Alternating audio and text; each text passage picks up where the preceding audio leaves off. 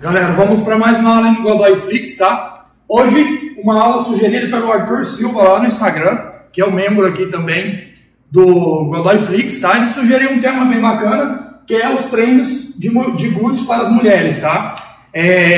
Priorizando o glúteo, né? O desenvolvimento glúteo para as mulheres. Normalmente você tem muito mistério, muita suposição, muito falatório sobre exercício de glúteo isolado ou não isolado, eficiente, se treina todo dia ou não treina todo dia, e hoje a gente vai esclarecer sobre esse assunto bem bacana aí, tá? Antes de analisar um treino para mulher, de elaborar, periodizar um treino para mulher, a gente tem que levar em consideração uma anamnese, uma análise inicial, né? Hoje eu trouxe uma parte ali de uma anamnese que a gente tem que avaliar como fator principal, é primordial avaliar essas características para depois a gente elaborar o treino. E eu vou falar sobre um exemplo de treino aqui também, tá? O pessoal pede muito exemplo prático da parte da periodização, né? Algo escrito ali, mas desde já eu adianto. Não adianta copiar, a gente tem que individualizar o trabalho, tá? Às vezes você joga um trabalho para a menina que não estava cabível a ela, não dá para aplicar naquela situação para aquela menina. Então a gente tem que escolher bem na hora de periodizar. Bom, vamos lá. Antes de começar a montar a periodização, a gente tem que ter algumas análises. Uma delas é composição do físico. Quanto de gordura, quanto de músculo essa menina tem? Qual é a composição do físico dela? Se ela tem um bom desenvolvimento de massa muscular, se ela tem um bom condicionamento, né? Se ela tem definições musculares aparentes, ou se ela é uma iniciante, não tem músculo, não é rígida, não é durinha, não tem um tônus muscular ali significativo, se ela tem sobrepeso ou não. Tem que analisar a composição do físico, porque isso é extremamente importante na hora de periodizar um treino. Por exemplo, você vai pegar alguém ali totalmente iniciante e passar um treino desse nível? Não. Você vai pegar alguém que não tem massa muscular e vai passar um treino desse nível? Não. Você vai pegar alguém que não tem prática em treinar, né, em evoluir um treinamento, alguém que tenha força muscular, capacidade muscular de levantar um agachamento pesado e vai passar um agachamento pesado para essa pessoa? Não. Então a gente tem que analisar a composição do físico para saber o quanto de trabalho ela vai precisar, porque muitas vezes a gente passa muito mais. As pessoas passam muito mais do que realmente precisa, né? Porque ela viu que tem que ter um alto volume de treinamento na semana. Aí vai lá só com um monte de peso, um monte de série, um monte de série, um monte de série. Você acaba não extraindo o máximo desse treino, exatamente porque a resposta hipertrófica, por mais que você treine mais, gere uma resposta maior, mas a capacidade da pessoa de traduzir essa informação em proteína muscular não é do mesmo nível daquele volume de treino. Então muitas vezes regride esse volume de treino, ajusta para uma capacidade onde a pessoa consegue se recuperar bem, ter uma boa hipertrofia, não se desgastar psicologicamente e fisicamente e continuar constante evoluindo no treino. Então a composição física é extremamente importante. Nível de treino, né? O quanto essa pessoa é treinada, ela tem experiência de treinar. Nem sempre a pessoa tem uma composição do físico muito boa e um treino de nível alto, porque muitas vezes algumas meninas são favorecidas geneticamente e já tem uma facilidade de desenvolver músculo, mesmo não tendo um nível de treinamento alto. Por quê? Porque elas têm uma resposta hipertrófica muito boa. Então muitas vezes a menina tem uma composição do físico boa, é uma menina com percentual de gordura baixo ali, 15, 16, 17, não tem muita massa muscular, mas também não tem muita celulite, flacidez, e o nível de treino ali dela pode ser alto, ou no caso, como eu estava falando, às vezes a menina tem um físico muito desenvolvido muscularmente, mas não tem um nível de treino alto, simplesmente porque ela tem uma boa resposta hipertrófica. Então tem que analisar esses contextos ali e ir ligando um ponto no outro, tá? Então o nível de treino é importante saber para quê? Para a gente saber o quanto de treino ela suporta naquele momento para a gente desenvolver o treino a partir dali, tá? Se você pega uma atleta já com uma composição físico boa, um nível de treino alto, você sabe que ela tolera um nível de treinamento mais alto, mais puxado, intensidades maiores, volume de treino. E aí, você tá curtindo o conteúdo dessa aula aqui? Já imaginou você ter acesso a essa e centenas de outras aulas dentro de uma só plataforma para você assistir quando e onde quiser e quantas vezes quiser por menos de R$2 por dia? Você pode ter todo o conhecimento sobre treinamento, seja divisão de treino, estratégia de treino, periodização ou conhecimento de estratégias de dieta para gerar melhores resultados, seja para hipertrofia, emagrecimento, cut, bulk, preparação de atletas. Ou talvez você queira mais conteúdo sobre fisiologia, metabolismo, recursos ergogênicos e farmacológicos. Tudo isso dentro da plataforma mais completa da área de treinamento e nutrição. Clica aqui no link da descrição e conheça tudo que você vai ter acesso na palma da sua mão. Abraço e continue curtindo aí o conteúdo. Valeu! Maior, então a gente consegue trabalhar de acordo com a particularidade do físico e nível de treino. Experiência do treino. O quanto de experiência a pessoa tem? Porque assim, às vezes a pessoa vem com um físico muito bom, tem um nível de treino razoável, mas a experiência de treino dela é muito grande, a bagagem, por exemplo. No momento a pessoa está treinando mais ou menos, treina 4 vezes na semana. Não estou dizendo que 4 vezes é uma pessoa mais ou menos, estou falando que ela treina 4 vezes na semana, e nesses 4 dias da semana ela treina mais ou menos, ela não se leva ao limite, ela não usa um volume muito grande, nem uma intensidade tão grande. Então, naquele momento, o nível de treino dela não está alto, mas a experiência de treino anterior dela é muito boa. Por exemplo, às vezes há 2 anos atrás ela treinava num nível extremamente alto. Isso pode acontecer, por exemplo, em um atleta. Você pega um atleta aposentado, vamos pegar o Brian Shaw, o Ed Hall, do Strongman, né? O cara chegou a levantar ali 500 quilos no terra, né? No deadlift. Hoje, provavelmente, ele não levanta novamente. Ou seja, ele tem um nível de treino hoje menor do que ele tinha antes. Ou seja, a experiência de treino do Ed Hall extremamente grande. O nível de treino dele hoje é bom. Para a maioria, é excelente. Mas para o nível de treino atual dele, não é tão bom. Deu para entender? Ele tem uma experiência muito melhor do que ele tem hoje. Então a gente considera o nível de treino atual para saber o treino que vai ser feito naquele momento com a experiência que ele já teve, principalmente em execução de exercício. Até onde ele chegou no agachamento, até onde a pessoa chegou numa remada curvada, até onde a pessoa chegou numa cadeira abdutora, se zerou a máquina ou não. Ou seja, tudo a bagagem de treino dela, experiência com os exercícios, preferência de exercícios, né?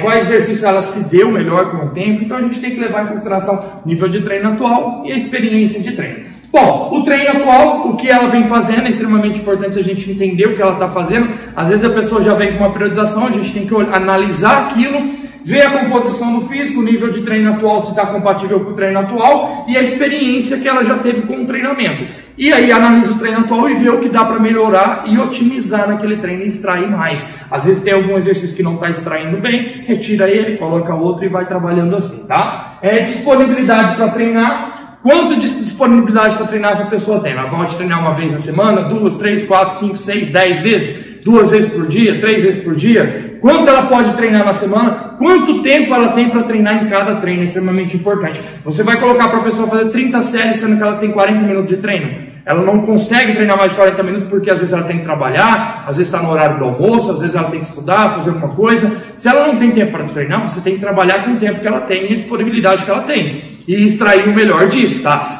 Mas treinar mais é melhor. Tá, é melhor, só que ela pode. Tem que analisar esses contextos. Limitações de movimento. Ela consegue agachar profundo? Consegue ter profundidade no agachamento? Consegue ter amplitude no leg press? Consegue fazer um sumô sem valgo dinâmico, né? Sem os joelhos para dentro? Ela consegue desenvolver, evoluir no exercício tranquilamente? Ou ela gera uma retroversão acentuada no agachamento, que é aquele quadril girado, né, como se fosse o glúteo para dentro, o valgo dinâmico nos exercícios livres, que é o joelho indo para dentro durante os movimentos. Ela tem estabilidade, ela tem alguma limitação? Precisa analisar isso. Não adianta socar um treino se a pessoa não está extraindo o melhor do exercício. E muita gente erra nisso, tá? Às vezes a pessoa está seguindo o treino e você fala, pô, está seguindo. Mas e como ela está seguindo? Se você não estiver ali no momento, na hora, como acontece na consultoria online, a pessoa precisa filmar os movimentos para você ver se ela está extraindo o máximo, o que você quer do movimento, né? Porque às vezes, mas eu estou treinando, só que muitas vezes a menina, a maioria pega de 10 a 20 quilos cada lado no agachamento exatamente porque não se esforçam para evoluir essa carga, ficam com medo, ou preguiça, ou má vontade de agachar, sendo que muitas facilmente poderiam passar. Tem meninas naturais agachando com 50, 60 cada lado, uma boa amplitude. Então, dá para explorar muito no treino, desde que a menina saiba explorar isso no treino. E lógico, analisar limitações para corrigir essas limitações. Encurtamentos, fraquezas e inibição muscular. Ela tem algum encurtamento, por exemplo, o encurtamento posterior de coxa, que limita a amplitude dos movimentos, puxa a retroversão pélvica. Tem alguma fraqueza, por exemplo, uma fraqueza de glúteos, onde ela não consegue ativar o glúteo com eficiência, acaba gerando uma dor lombar nos agachamentos, no leg press. O glúteo dela não consegue mobilizar muita carga nem nos exercícios isolados. ela tem alguma inibição, por exemplo, uma inibição de glúteo, né? Aquele glúteo murchinho para dentro, normalmente um glúteo inibido, tem que fazer um trabalho específico para ativar esse glúteo, né? Para exatamente a gente acordar ele e introduzir ele melhor no treinamento. E lógico, suporte nutricional, né? Ela vem treinando bem, o treino atual dela tá assim. E o suporte nutricional? Quantas calorias? Qual está sendo a divisão de macro? Ela segue uma dieta? Não segue? Se não segue, apenas pergunte o que você tem hábito de comer, não só antes do treino, mas durante todo o dia, durante a semana, final de semana. Assim você analisa o suporte nutricional, porque muitas vezes as meninas acabam comendo muito pouquinho e aí tem uma debilitação energética, onde ela não consegue evoluir um treino com muito volume. Aí tem que fracionar mais o treino ou sugerir um aumento no suporte nutricional diário para ela estar descarregando mais energia no treino. É natural, se você tem muito ATP, muita energia para o treino, você consegue mobilizar mais carga, mais força, você tem mais tempo de treino, tá? Então a gente precisa trabalhar nesse estoque energético dela, dar o suporte nutricional de acordo com o treino. A dieta acompanha o treino, tá? O que eu quero dizer com isso? Às vezes você é um treinador, você cuida do treino da pessoa. Aí você está puxando no treino, mas ela não está evoluindo no treino, você fica, putz, e agora? Ela precisava evoluir no treino. Aí, nesse momento, você tem que analisar o suporte nutricional, porque às vezes o nutricionista está com uma estratégia diferente. O cara fica tirando calorias toda hora, enquanto você quer puxar o treino, e ele não está nem aí pro teu treino. Na realidade, você tem que falar com ele, falar, cara, eu estou puxando no treino, ela precisa do suporte nutricional um pouquinho melhor para ela desenvolver nesse treino. Ah, mas ela vai engordar. Não. Se ela melhora no treino, o gasto calórico sobe muitas vezes. O aumento da ingestão calórica está aí para isso, porque ela vai subir o desempenho no treino, vai comer bem, se sentir bem e vai gerar o déficit para emagrecer. Então o nutricionista ele tem que saber do treino para acompanhar, a dieta vai acompanhar o treino, tá? Não é o treino que acompanha a dieta, senão a pessoa está comendo um pouquinho, aí tem que reduzir o treino toda hora. Reduz a dieta, reduz o treino, reduz a dieta, reduz o treino. A pessoa nunca vai evoluir. Na realidade, a dieta acompanha. Puxa o treino para cima, puxa a dieta, puxa o treino, puxa a dieta e vai trabalhando assim, tá? Então, o suporte nutricional é importante entender. Por mais que você não cuide disso, você precisa saber para sugerir, para conversar, falar com o nutricionista, falar com a pessoa, se ela mesma cuida da própria dieta, para conseguir extrair o máximo do treino. Depois de analisar todo esse contexto, a gente vem para a parte de periodização, né? Qual vai ser a divisão de treino? Isso tem a ver com quantos dias da semana ela vai treinar. Ela vai treinar 3, 4, 5, 6, 7 vezes na semana? Aí você faz a divisão do treino, que nada mais é do que, por exemplo, um ABC, um ABCD, ABCDE, ou ABCDF, enfim, ou ABC duas vezes. Enfim, dá para você trabalhar aqui de acordo com a disponibilidade que você já questionou. Qual vai ser o volume? O que é o volume? Quantas séries para o grupo muscular ela vai fazer? Quantas repetições por série? Tempo de descanso? Tem que analisar esse volume. Normalmente eu mantenho o tempo de descanso de 1 a 4 minutos. 1 minuto normalmente no warm-up, né, que é mais rápido, não tem fadiga. 4 minutos nos hard sets, que são as séries mais pesadas. E 2, 3 minutos nas séries intermediárias, os feeder set, tá bom? Eu tenho uma aula falando sobre eles aí. Então, é o tempo suficiente para ela recuperar o estoque energético de ATP, ressintetizar ATP, para fazer a próxima série bem feita e evoluir série a série a carga, tá?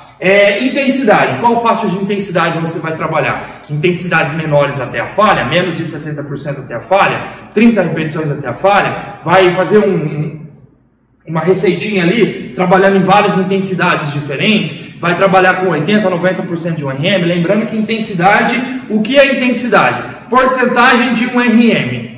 Um RM é uma repetição máxima. 100% é a intensidade máxima, ou seja, em 100% você faz uma repetição máxima bem executada. Por exemplo, vamos supor que minha repetição máxima é 240 kg no agachamento livre com profundidade. Eu desço e subo, na segunda repetição eu já estou fazendo errado, encurtado, já não consigo fazer. Ou seja, o meu 1RM é 240 kg no agachamento, esse é 100% da minha intensidade, é a minha intensidade máxima. 90% eu vou conseguir fazer 5 repetições ali, mais ou menos, umas 5 repetições máximas bem executadas. Na sexta eu já vou estar falhando, errando e vou precisar de ajuda, tá? É um movimento bem executado, não adianta falar, eu faço 8 com esse pesão, só que a 6, a 7, a 8 sai tudo torto e errado, ou sai com ajuda, não. RM é a execução correta, tá? A partir do momento que você executa errado, não conta mais. Então vamos supor que a intensidade que ela vai trabalhar é de 80% a 90% de um RM. Então ela vai trabalhar numa faixa de 10 a 6 repetições máximas.